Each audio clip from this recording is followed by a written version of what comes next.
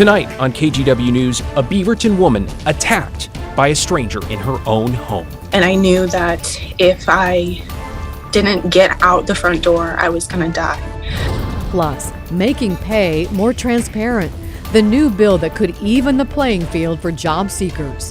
Then, all my relatives now in Kyiv under bombs, under rockets. Ukrainian refugee, now in Portland, finds a safe haven in, of all places, a Russian market.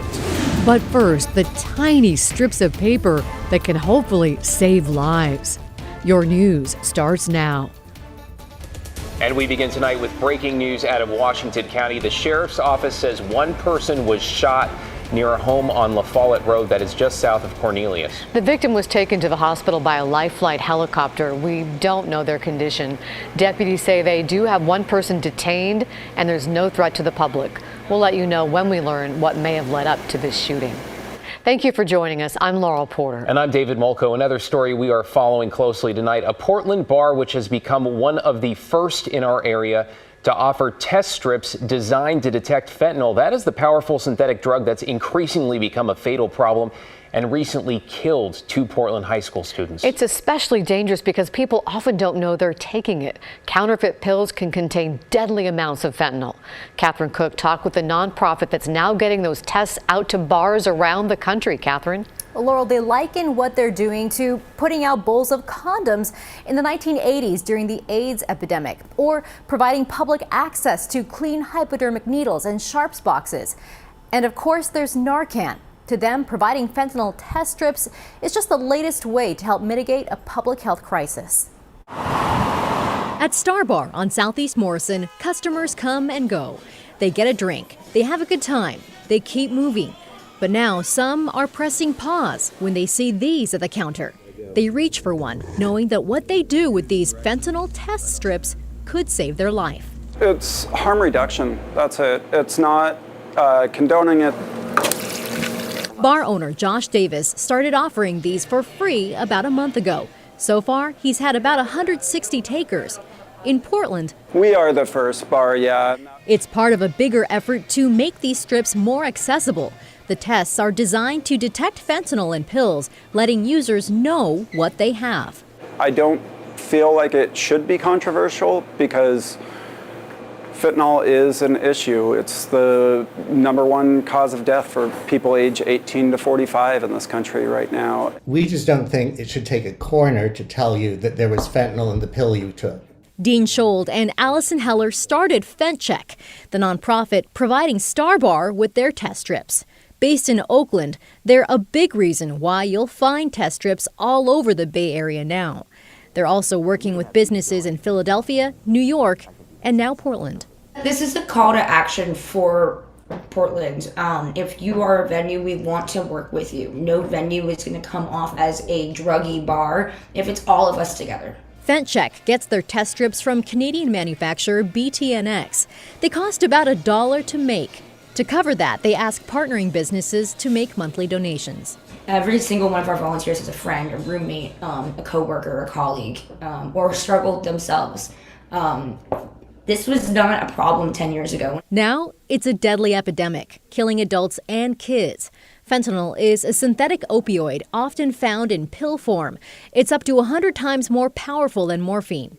Narcotics experts say counterfeit fentanyl pills are mass-produced on the black market, and you never know what you're going to get. No, that first line could kill you. Back at Star Bar, Josh Davis hopes these test strips will make a difference for his customers. It's why he also keeps Narcan behind the counter. This hopefully gets us to the point to where we never have to use the Narcan, but both are there to save lives. In Southeast Portland, Catherine Cook, KGW News. In developing news, the man accused of killing one person and shooting 4 others during a protest last month made his first court appearance today. 43-year-old Benjamin Smith faces murder and attempted murder charges. He pleaded not guilty. He's accused of opening fire on a group of people gathered for a march at Normandale Park in northeast Portland on February 19th. Someone in the crowd shot back, injuring him, so he was in the hospital recovering until this week. And a suspect has now been arrested for a shooting across the street from our KGW studios. It happened this afternoon in the Goose Hollow neighborhood. Our security footage shows several people on the sidewalk in front of an apartment building. They appear to be arguing. Then you see the flash from a gunshot. One person was hurt. The victim is expected to survive. The suspect, 29-year-old Gabriel Harrison, now faces an attempted murder charge. It is scary when it's that close. A Beaverton woman, by the way, who police say was attacked by a complete stranger, is sharing her story tonight. A warning, some of the details here are just disturbing. As Lauren Carrier says tonight, she owes her life to her neighbors. A stranger came to my door the night before the attack asking for somebody named Jasmine. So Lauren Carrier, who lives in an apartment just north of the Beaverton Transit Center, told the man he was mistaken. And then the following night, he knocked on my door again. I cracked the door open a little bit. He said, "Oh, yeah," and kicked the door open, started punching me, and then started stabbing me.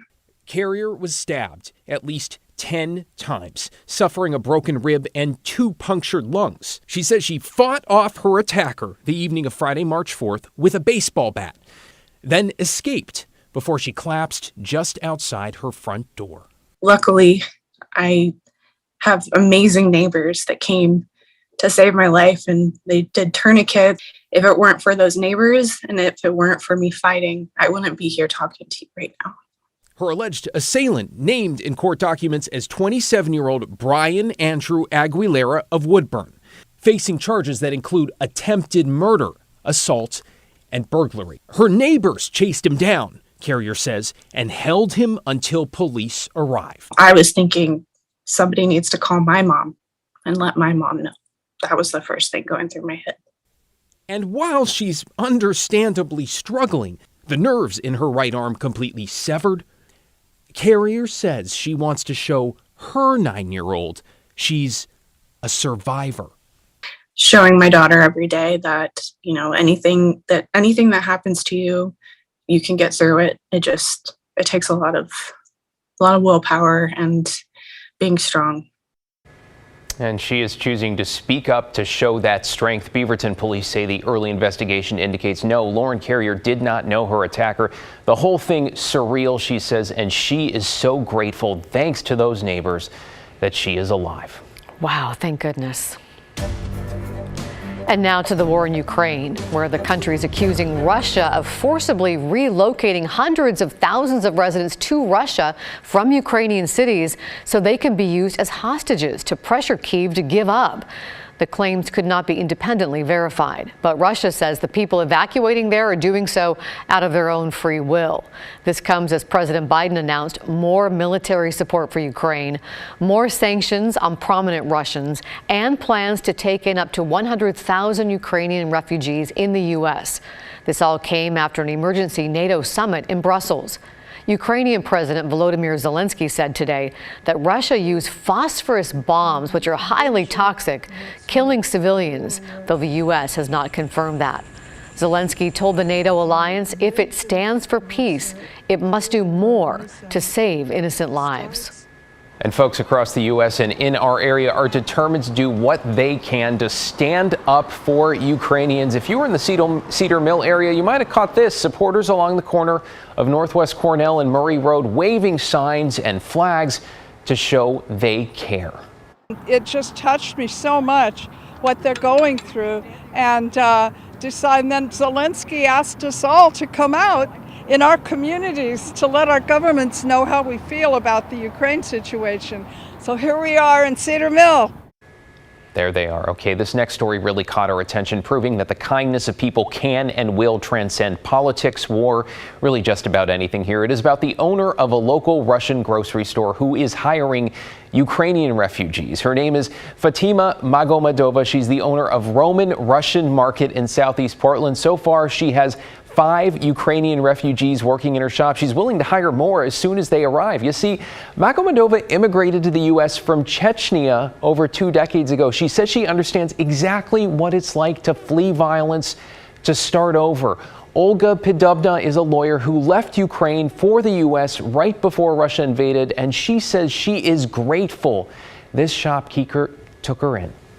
I'm grateful for America for help, for support, and I'm grateful for support me and all Ukraine. It's I very love Ukraine and I very worried. I cry every night because it's very hard.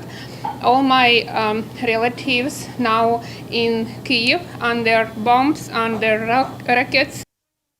Crying every night, but a little hope thanks to the kindness of a stranger. Some of the Ukrainians are living with Magomedova, by the way. She says she's also helped others find housing and immigration lawyers. We have a special section on our website where you can see ways to help with relief efforts in Ukraine and get the day's big updates on the invasion. Just text the word Ukraine to 503-226-5088 and we'll text you back a link. You can also go to kgw.com/Ukraine.